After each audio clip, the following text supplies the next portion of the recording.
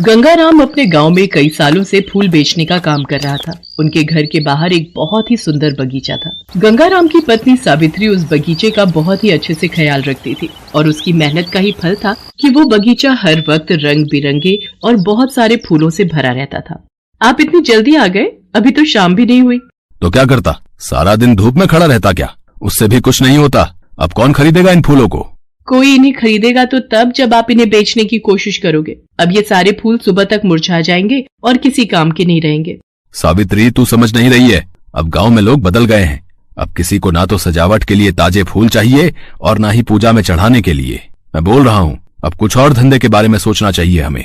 कोई नया काम शुरू करने के लिए पैसे भी तो नहीं है हमारे पास। ले देकर बस यही फूल हैं, इनके अलावा और कुछ भी नहीं। तो अब मैं क्या करूँ, तू ही बता मुझे। ऐसा करो, आप इन फूलों को हाईवे के पास जाकर बेचो। वहाँ शहर को जाने वाली और शहर से आने वाली कई बसें रुकती हैं। मुझे लगता है कि गांव के लोग भले ही ना खरीदे, पर शहर के लोगों को हमारे फूल बहुत पसंद आएंगे। सावित्री उम्मीद का दामन थामे हुए थी, लेकिन गंगाराम एक नंबर का आलसी था। सावित्री के जोर देने पर वो अगले दिन फूल लेकर हाईवे के पास जाकर खड़ा हो गया। पूरे दिन वहाँ से कई बसें गुजरी, लेकिन गंगाराम ने किसी के पास जाकर अपने फूल बेचने की कोशिश तक नहीं की। नतीजा, यहाँ भी उसकी कोई कमाई नहीं हुई। पता नहीं क्या हो गया है लोगों को। मैंने कहा था सावित्री को, नहीं बिकेंगे ये फूल। शाम हो चुकी थी और धीरे धीरे अंधेरा होने लगा था। गंगाराम वहाँ बिल्कुल अकेला था। वो घर की तरफ जा ही रहा था कि तभी उसे पास ही कुछ हलचल सुनाई दी। उसने फौरन पलटकर देखा तो वहाँ पर एक एटीएम था, जिसके अंदर रखी मशीन को दो लोग खोलने की कोशिश कर रहे थे। ए, क्या कर रहे हो? रुक जाओ, रुको, अभी पुलिस को बुलाता हूँ मैं, रुको तुम। ये देखकर वो दोनों लड़के वहाँ से भाग निकले। वो लड़के एटीएम मशीन का एक हिस्सा खोल चुके थे। ये देखकर गंगाराम फौरन एटीएम मशीन के पास गया और उसने उस मशीन के अंदर झांकने की कोशिश की। ये क्या, लगता है मेरी किस्मत ही फूटी है। इतना अच्छा मौका था, लेकिन इस मशीन में तो एक फूटी कौड़ी भी नहीं है। कोई फायदा नहीं, न इस मशीन का और न इन फूलों का। अब इन्हें घर ले जाकर भी क्या करूंगा। गंगाराम ने गुस्से में आकर अपने सारे फूल उस एटीएम मशीन के टूटे हिस्से से अंदर डाल दिए। ऐसा करते ही एटीएम मशीन हिलने लगी और उसमें से एक एक करके कई नोट बाहर निकलने लगे। ये तो पैसे हैं, वो भी इतने सारे। ये तो कमाल ही हो गया। गंगाराम बिना देर किए सारे नोट समेटने लगा। फिर अचानक उसे कुछ ख्याल आया और वो एटीएम के चारों तरफ देखने लगा। क्या ढूंढ रहे हो? फिक्र मत करो, यहाँ कोई कैमरा नहीं है। कौन है? सामने आओ। ये कौन बोला अभी? यहाँ तुम्हारे और मेरे अलावा और कोई नहीं है। ये मैं हूँ, तुम्हारे सामने खड़ी एटीएम मशीन। क्या? पर तुम बोल कैसे सकती हो? ये सवाल जरा पेचीदा है, लेकिन इसका जवाब सीधा सा है। मैं एक जादुई एटीएम मशीन हूँ। क्या कहा? जादुई मशीन? पर मैं कैसे मान लूं? तुम साबित करो। तो फिर ठीक है, तुम मेरे अंदर कुछ और फूल डालो और मैं उनके बदले तुम्हें पैसे दूंगी। गंगाराम के पास मशीन के अंदर डालने के लिए अब एक भी फूल नहीं बचा था, लेकिन उसे उस एटीएम मशीन को तो आजमाना ही था। वो फौरन एटीएम से बाहर आया और पास ही उगी एक झाड़ी से दो जंगली फूल तोड़ कर ले आया। उन फूलों को एटीएम मशीन में डालते ही उसमें से फिर दो नोट बाहर निकले। अरे, ये तो कमाल हो गया। क्या मैं तुम्हें अपने साथ ले चलूं अपने घर? वहाँ बहुत सारे फूल हैं, लाल, पीले, नीले, गुलाबी, बहुत सारे। नहीं, अब इतना भी मत उड़ो तुम। अगर मुझे अपने घर लेकर जाओगे तो सीधे जेल के अंदर डाल दिए जाओगे। अभी चुपचाप घर जाओ और कल फिर आना। गंगाराम के साथ जो कुछ हो रहा था वो उसकी समझ से परे था, लेकिन फिर भी वो बहुत खुश था। उसने घर पहुंचते ही उस जादुई एटीएम मशीन के बारे में अपनी पत्नी सावित्री को सब कुछ बता दिया। ये सब बहुत अजीब है जी। मुझे डर है कि कहीं आप फंस ना जाओ। आपको जरूर कोई गलतफहमी हुई है। कोई भी एटीएम मशीन भला फूलों के बदले पैसे कैसे दे सकती है? ओहो सावित्री, तू ना सोचती बहुत है। यही परेशानी है तेरे साथ। ये सब छोड़ और मुझे ये बता कि अभी अपने बगीचे में कितने फूल होंगे? तो काफी सारे। बहुत बढ़िया, तो चल मेरे साथ, सारे फूल तोड़ कर ले आते हैं। अरे पर अभी तो अंधेरा हो गया है। दिन छिपने के बाद कोई फूल नहीं तोड़ना चाहिए। भूल गए क्या? जब फूलों के बदले इतने पैसे मिल रहे हो तो जब चाहे तब तोड़ो, समझी? गंगाराम की जिद के आगे सावित्री को झुकना पड़ा।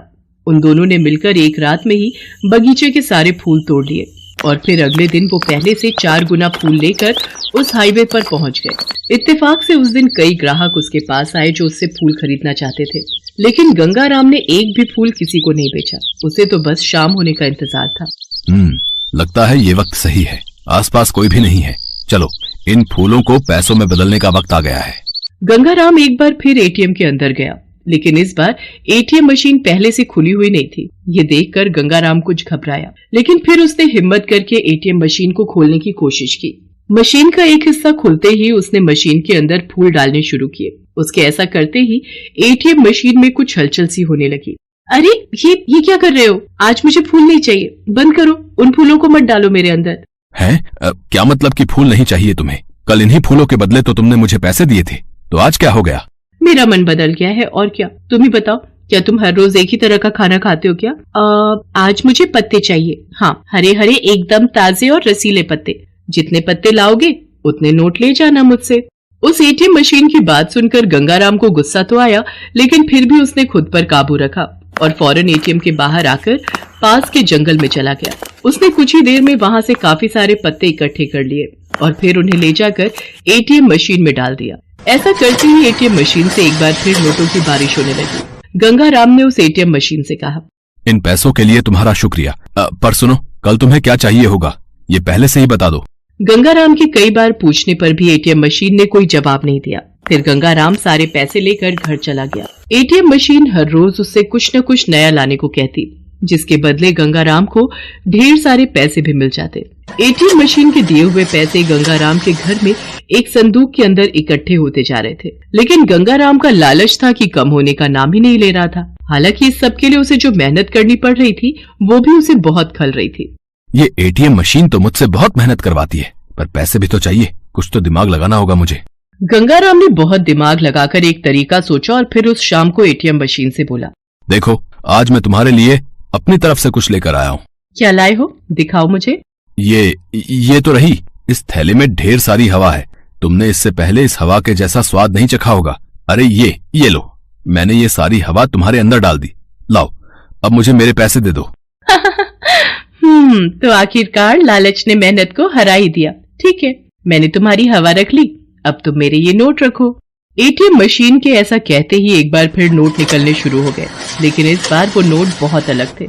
असल में वो सिर्फ कागज के टुकड़े ही थे जिन पर कुछ भी छपा हुआ नहीं था। ये देखकर गंगाराम गुस्से से लाल हो गया। उसने एटीएम मशीन को बहुत बुरा भला कहा, लेकिन एटीएम मशीन से फिर कोई आवाज नहीं आई। वहां अचानक ही तेज सायरन बजने लगा। ये सब देखकर गंगाराम ने भागने की कोशिश की, लेकिन वो पुलिस वालों के हत्थे चढ़ ही गया। उसके घर पर मौजूद सारे पैसे भी पुलिस ने जब्त कर लिए और गंगाराम के पास सिवाय पछताने के अब कोई चारा नहीं था। उसे समझ आ गया था कि चाहे जादू हो या हकीकत, बिना मेहनत के कुछ हासिल नहीं होता।